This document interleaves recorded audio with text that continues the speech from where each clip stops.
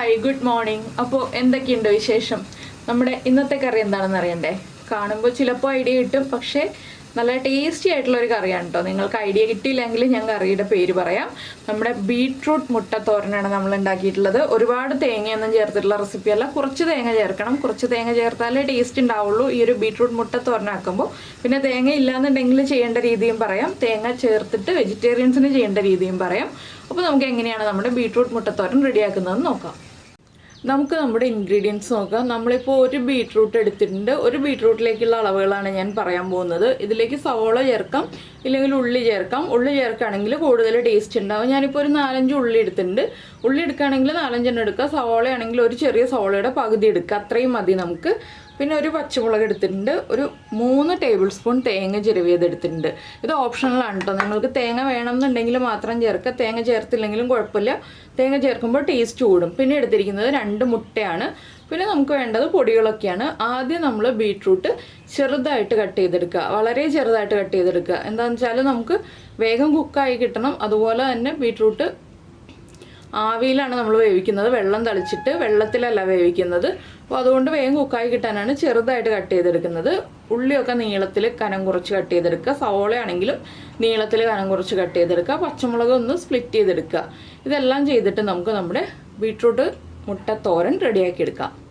അപ്പോൾ നമ്മൾ നമ്മുടെ ബീട്രൂട്ട് എല്ലാം കട്ട് ചെയ്തെടുത്തിട്ടുണ്ട്. ഇത് കണ്ടോ, ഈ ഒരു വലിപ്പത്തിലാണ് കട്ട് ചെയ്തെടുത്തിട്ടുള്ളത്. വളരെ ചെറുതായിട്ടാണ് കട്ട് ചെയ്തിട്ടുള്ളത്. ഇനി നമുക്കിത് വഴറ്റിയെടുക്കാം. അതിനുശേഷം ബാക്കിയുള്ള കാര്യങ്ങളൊക്കെ ആഡ് ചെയ്യാം. നമ്മളിപ്പോൾ ഒരു പാൻ ചൂടാക്കാൻ വെച്ചിട്ടുണ്ട്. ഇത് നോൺ സ്റ്റിക്ക് പാനിലും ചെയ്യാം, ഇരുമ്പിൻ്റെ ചീനച്ചട്ടിയിലും ചെയ്യാം. അപ്പോൾ ഞാനിപ്പോൾ നോൺ സ്റ്റിക്ക് പാനാണ് വെച്ചിട്ടുള്ളത്. ഇതിലേക്ക് വെളിച്ചെണ്ണ ചേർത്ത് കൊടുക്കാം. നമ്മുടെ ഉള്ളി അല്ലെങ്കിൽ സവോള വഴറ്റിയെടുക്കാൻ ആവശ്യമായതും അതുപോലെ തന്നെ ബീട്രൂട്ട് വഴറ്റിയെടുക്കാൻ ആവശ്യമായതുമായിട്ടുള്ള വെളിച്ചെണ്ണ ചേർക്കുക. വെളിച്ചെണ്ണ ഒന്ന് ചൂടായി വരുമ്പോൾ നമുക്കിതിലേക്ക് നമ്മുടെ കടുക് ചേർത്ത് കൊടുക്കാം. കടുക് ഒന്ന് പൊട്ടിത്തുടങ്ങട്ടെ. ഒരു 1/2 ടീസ്പൂൺ കടുക് മതി. പിന്നെ ഉള്ളിയൊക്കെ കൂടുതൽ ചേർക്കണം എന്നുണ്ടെങ്കിൽ ഉള്ളി കൂടുതൽ ചേർക്കാം കേട്ടോ. ഉള്ളി കൂടുതൽ ചേർത്തിട്ടുണ്ടെങ്കിൽ അതുപോലെ ടേസ്റ്റ് കൂടുകയുള്ളൂ. സവോള ആണെങ്കിൽ ഒരുപാട് ചേർക്കണ്ട. ഉള്ളി ആണെങ്കിൽ ഒരു 8 മുതൽ 10 ഉള്ളി വരെ ചേർക്കാം. ഞാനിപ്പോൾ ചെറിയ ക്വാണ്ടിറ്റി കാണിച്ചു എന്നേ ഉള്ളൂ. ഉള്ളി കൂടുതൽ ചേർക്കുകയാണെങ്കിൽ ഉള്ളിയുടെ ടേസ്റ്റ് നമ്മുടെ കറിക്ക് കൂടും. എപ്പോഴും ഏത് കറിയിലും ഉള്ളി ചേർത്താലും. ഇപ്പോൾ നമ്മുടെ കടുക് പൊട്ടിക്കൊണ്ടിരിക്കുന്നുണ്ട്. നിങ്ങൾക്ക് ഇതിലേക്ക് ഉഴുന്നോ അല്ലെങ്കിൽ അരിയോ ചേർക്കണം എന്നുണ്ടെങ്കിൽ ചേർക്കട്ടോ. ഞാനിപ്പോൾ മുട്ട ചേർക്കുന്നുണ്ട്, ഉഴുന്നും അരിയൊന്നും ചേർക്കുന്നില്ല. നമുക്ക് തോരനാകുമ്പോൾ ഇതൊക്കെ ചേർത്തിട്ടുണ്ടെങ്കിൽ അതിൻ്റെ അതൊന്ന് കടിക്കുമ്പോൾ ഉഴുന്നൊക്കെ കടിക്കുമ്പോൾ ഒരു ടേസ്റ്റ് കിട്ടുമല്ലോ. അപ്പോൾ വേണമെങ്കിൽ ചേർക്കാം. ഒരു 1/2 ടീസ്പൂൺ ഉഴുന്നോ അതുപോലെ തന്നെ 1/2 ടീസ്പൂൺ അരിയോ ചേർക്കാം. അപ്പോൾ കറിവേപ്പില എന്തെങ്കിലും ചേർക്കാം കേട്ടോ. എൻ്റെ കയ്യിൽ കറിവേപ്പില ഇല്ല, അതുകൊണ്ട് ഞാനിപ്പോൾ ഈ ഒരു തോരനിലേക്ക് കറിവേപ്പില ചേർക്കുന്നില്ല. നിങ്ങളുടെ കയ്യിൽ കറിവേപ്പില ഉണ്ടെങ്കിൽ ഒരു 2 തണ്ട് ചേർത്തോളൂ. ഞാനിപ്പോൾ നമ്മൾ കട്ട് ചെയ്ത് വെച്ചിരിക്കുന്ന ഉള്ളിയും പച്ചമുളകും ചേർക്കുകയാണ്. കറിവേപ്പിലയും ഇതിൻ്റെ കൂടെ തന്നെയാണ് കേട്ടോ ചേർക്കേണ്ടത്. ഇതൊന്ന് ചൂടായി വരുമ്പോൾ ഇതിലേക്ക് നമ്മൾ കട്ട് ചെയ്ത് വെച്ചിരിക്കുന്ന നമ്മുടെ ബീട്രൂട്ട് ചേർത്ത് കൊടുക്കാം. ഒന്ന് ചെറുതായിട്ടൊന്ന് ചൂടായാൽ മതി. ബീട്രൂട്ടും കൂടി ചേർത്തിട്ട് നന്നായിട്ടൊന്ന് ഇളക്കി കൊടുക്കുക. ഇനി നമ്മളിതിലേക്ക് പൊടികളൊക്കെയാണ് ചേർക്കാൻ പോകുന്നത്. നമ്മളിപ്പോൾ ഒരു പച്ചമുളക് ചേർത്തിട്ടുണ്ടല്ലോ, അപ്പോൾ മുളക് പൊടി കുറേ ചേർക്കേണ്ട ആവശ്യമില്ല. ഒരു 3/4 ടീസ്പൂൺ കാശ്മീരി ചില്ലി പൗഡറാണ് ഞാൻ ചേർക്കുന്നത്. നമ്മുടെ മുട്ടയ്ക്കും കൂടി ആവശ്യമായിട്ടുള്ളതാണ് ചേർക്കുക. എരിവുള്ള മുളക് പൊടിയാണെങ്കിൽ 1/4 ടീസ്പൂണിലും കുറച്ചുകൂടി കൂടുതൽ ചേർക്കാം, അല്ലെങ്കിൽ 1/4 ടീസ്പൂൺ തന്നെ ചേർത്താലും മതി. പിന്നെ നമ്മൾ ചേർക്കുന്നത് മഞ്ഞൾപ്പൊടിയാണ്. 1/2 ടീസ്പൂൺ മഞ്ഞൾപ്പൊടി. ഇത് രണ്ടും ചേർത്ത് നന്നായിട്ട് ഈ ബീട്രൂട്ടിൻ്റെ കൂടെ ചേർത്ത് വഴറ്റിയെടുക്കുക. അപ്പോൾ നമ്മുടെ പൊടികളുടെ ആ ഒരു റോ ടേസ്റ്റൊക്കെ മാറി വന്നോളും.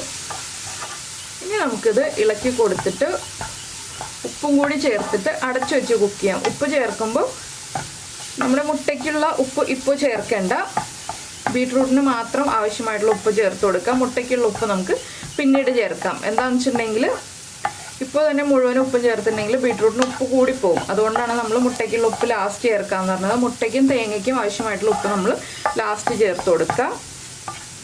അതൊക്കെ ഓരോന്നും ആഡ് ചെയ്യുമ്പോൾ അതിൻ്റെ കൂടെ ചേർക്കുകയാണെങ്കിൽ കറക്റ്റായിട്ട് നമുക്ക് ഉപ്പ് മെയിൻറ്റെയിൻ ചെയ്യാൻ പറ്റും. ഞാൻ കുറച്ച് ഉപ്പ് ചേർക്കുന്നുണ്ട്. ഇനി ഇത് വേവാൻ ബുദ്ധിമുട്ടാണെന്നുണ്ടെങ്കിൽ നമുക്ക് 1-2 ടീസ്പൂൺ വെള്ളം തളിച്ചു കൊടുത്ത് വേവിച്ചെടുക്കാം കേട്ടോ. വെള്ളം ഒഴിച്ച് വേവിക്കുന്നതിനേക്കാൾ കൂടുതൽ നല്ലത് അതുപോലെ തളിച്ചു കൊടുത്ത് വേവിക്കുന്നതാണ്. പിന്നെ ഒരു കാര്യം ശ്രദ്ധിക്കേണ്ടത് എന്താണെന്ന് വെച്ചാൽ നമ്മൾ ചെറിയ ബർണറിൽ വെച്ചിട്ടാണ് കുക്ക് ചെയ്യുന്നത്. ചെറിയ ബർണറിൽ ലോ ഫ്ലെയിമിൽ വെച്ചിട്ട് വേണം കുക്ക് ചെയ്യാനായിട്ട്. ഞാനിപ്പോൾ ബീട്രൂട്ട് എല്ലാം ഒരുമിച്ച് ആക്കി വയ്ക്കുകയാണ്. ഇതൊന്ന് അടച്ചു വെച്ച് കുക്ക് ചെയ്തെടുക്കാം. ഒരു 6-7 മിനിറ്റ് എടുക്കും കുക്കായി വരാനായിട്ട്. നമ്മൾ വെള്ളമൊന്നും തളിക്കാതെ കുക്ക് ചെയ്തെടുക്കുമ്പോൾ ഇതുപോലെ ഇരുന്ന് കുക്കായി വരട്ടെ. ഇപ്പോൾ നമ്മൾ നമ്മുടെ ബീട്രൂട്ട് അടച്ചു വെച്ചിട്ട് ഒരു 7 മിനിറ്റ് ആയി. ഞാൻ ഒരു 1.5 ടീസ്പൂൺ വെള്ളം തളിച്ചു കൊടുത്തായിരുന്നു കേട്ടോ. അതിനുശേഷം വീണ്ടും അതുപോലെ തന്നെ ഒതുക്കി അടച്ചു വെച്ചതാണ്. ഇപ്പോൾ നമ്മൾ ബീട്രൂട്ട് ചെക്ക് ചെയ്യുകയാണെങ്കിൽ ബീട്രൂട്ട് മുറിഞ്ഞ് വരുന്നുണ്ടോ എന്ന് നോക്കുക. ഒരു പീസ് എടുത്തിട്ട്, ഇതിപ്പോൾ ചെറിയ പീസ് ആയതുകൊണ്ട് എനിക്ക് എടുക്കാൻ ബുദ്ധിമുട്ടാണ്. നമ്മൾ ഇതുപോലെ ബീട്രൂട്ട് ചെക്ക് ചെയ്യുമ്പോൾ മുറിഞ്ഞ് വരുന്നുണ്ടെങ്കിൽ നമ്മുടെ ബീട്രൂട്ട് കുക്കായിട്ടുണ്ട്. ഇത് കണ്ടോ, ബീട്രൂട്ട് മുറിയുന്നുണ്ട്, ബീട്രൂട്ട് കുക്കായി വന്നിട്ടുണ്ട്. ഇതിലേക്ക് നമുക്ക് ആദ്യം നമ്മൾ എടുത്ത് വെച്ചിരിക്കുന്ന തേങ്ങ ചേർത്ത് കൊടുക്കാം. ഇനിയിപ്പോൾ ഒരു 2.5 ടേബിൾ സ്പൂൺ തേങ്ങ ചേർത്തിട്ടുള്ളൂ, 3 ടേബിൾ സ്പൂൺ തേങ്ങ ചേർത്തിട്ടില്ല. ഇതൊന്ന് ഇളക്കി മിക്സ് ചെയ്യുക. ഈ രീതിയിൽ വെജിറ്റേറിയൻസിന് എടുക്കാവുന്നതാണ് ബീട്രൂട്ട് തോരനാക്കിയിട്ട്. നോൺ വെജിറ്റേറിയൻസ് ആണെങ്കിൽ ഇനി ഇതിൻ്റെ നടുക്കൊരു സ്പേസ് ഉണ്ടാക്കുക. ഇവിടെ എണ്ണ കുറവാണെങ്കിൽ കുറച്ച് എണ്ണ ചേർത്ത് കൊടുക്കുക. ഞാനിപ്പോൾ വളരെ ചെറിയൊരളവിൽ എണ്ണ ഈ നടുഭാഗത്ത് മാത്രം ഒഴിച്ചു കൊടുക്കുന്നുണ്ട്. വളരെ ചെറിയ അളവിൽ മതി കേട്ടോ, അധികം വേണ്ട. കുറച്ച് എണ്ണ ചേർത്തിട്ട് നമുക്ക് നമ്മുടെ മുട്ട പൊട്ടിച്ചൊഴിക്കാം. മുട്ട ബീറ്റ് ചെയ്തിട്ട് ഒഴിക്കണം എന്നുണ്ടെങ്കിൽ അങ്ങനെ ഒഴിക്കാം. ഇല്ലെങ്കിൽ നമുക്ക് മുട്ട ഇതിലേക്ക് ഒഴിച്ചിട്ട് ബാക്കിയുള്ള കാര്യങ്ങൾ മുട്ടയിലേക്ക് ചേർത്ത് കൊടുക്കാം. ഫ്ലെയിം കുറച്ച് തന്നെയാണ് വെച്ചിരിക്കുന്നത്. ഇതിലേക്ക് നമുക്ക് മുട്ടയ്ക്ക് ആവശ്യമായിട്ടുള്ള ഉപ്പ് ചേർത്ത് കൊടുക്കാം. വളരെ ചെറിയ അളവിൽ മാത്രം ഉപ്പ് ചേർത്ത് കൊടുക്കുക. നമ്മൾ ബീട്രൂട്ടിലൊക്കെ ഉപ്പ് ചേർത്തതാണല്ലോ. ഇനി ഇതൊന്ന് അടച്ചു വെച്ചിട്ട് ഒരു 2 മിനിറ്റ് ലോ ഫ്ലെയിമിൽ വെച്ചിട്ട് കുക്ക് ചെയ്തെടുക്കുക. അതിനുശേഷം നമുക്ക് ഇളക്കി മിക്സ് ചെയ്യാം. അപ്പോൾ നമ്മൾ മുട്ട ചേർത്ത് ഇതുപോലെ അടച്ചു വെച്ച് കഴിഞ്ഞിട്ട് നിങ്ങൾക്ക് മുട്ട നന്നായിട്ട് സ്ക്രാമ്പിളായി കിട്ടണം എന്നുണ്ടെങ്കിൽ 1 മിനിറ്റ് കഴിയുമ്പോൾ തന്നെ ഇളക്കി കൊടുക്കാം, അല്ലെങ്കിൽ 2 മിനിറ്റ് കഴിയുമ്പോൾ ഇളക്കി കൊടുക്കാം. ഞാനിപ്പോൾ ഒന്ന് പതുക്കെ ഇളക്കി കൊടുക്കുകയാണ്. എന്താണെന്ന് വെച്ചിട്ടുണ്ടെങ്കിൽ മുട്ടയൊക്കെ ഒന്ന് സെറ്റായി തുടങ്ങി. നമ്മളൊന്ന് ഇളക്കി മിക്സ് ചെയ്യുക. ഒന്ന് ഇളക്കി മിക്സ് ചെയ്തതിന് ശേഷം മാത്രം നമ്മൾ ബീട്രൂട്ടിലേക്ക് ചേർത്ത് ഇളക്കി മിക്സ് ചെയ്യാം കേട്ടോ. എല്ലാം ചേർത്ത് ഇളക്കി മിക്സ് ചെയ്യുന്നതിന് മുന്നേ ആദ്യം മുട്ട ഒന്ന് ഇതുപോലെ സ്ക്രാമ്പിൾ ചെയ്തെടുക്കണം. അപ്പോൾ എന്താണെന്ന് വെച്ചിട്ടുണ്ടെങ്കിൽ മുട്ടയുടെ പീസുകൾ നമുക്ക് ഇടയ്ക്ക് കടിക്കാൻ കിട്ടും. ബീട്രൂട്ടും എല്ലാം ചേർത്ത് നമ്മൾ സ്ക്രാമ്പിൾ ചെയ്യുമ്പോൾ വല്ലാതെ അങ്ങ് മിക്സ് ആയിപ്പോവും. ഇനി നമുക്കിതെല്ലാം ചേർത്തൊന്ന് ഇളക്കി പതുക്കെ മിക്സ് ചെയ്ത് കൊടുക്കാം. 2 മുട്ടയ്ക്ക് വരെ 3 മുട്ടയൊക്കെ ചേർക്കണം എന്നുണ്ടെങ്കിൽ ചേർക്കാം. ഞാനിപ്പോൾ ചെറിയൊരു ബീട്രൂട്ട് എടുത്തതുകൊണ്ടാണ് 2 മുട്ട ചേർത്തത്. കണ്ടോ, ഇനി ഇത് നമുക്ക് തുറന്ന് വെച്ച് വേവിക്കാം. അടച്ചു വെച്ച് വേവിക്കേണ്ട ആവശ്യമില്ല. അപ്പോൾ നമ്മുടെ ബീട്രൂട്ട് മുട്ട തോരൻ റെഡി ആയി കഴിഞ്ഞു. നിങ്ങൾക്ക് തേങ്ങ ഒഴിവാക്കിയിട്ട് ബീട്രൂട്ടും മുട്ടയും മാത്രം ചേർത്തിട്ട് ഇതുപോലെ ചെയ്യാം. അതുപോലെ തന്നെ വെജിറ്റേറിയൻസിന് മുട്ട ഒഴിവാക്കിയിട്ട് തേങ്ങ മാത്രം ചേർത്തിട്ട് ഇതുപോലെ തോരൻ ഉണ്ടാക്കാം.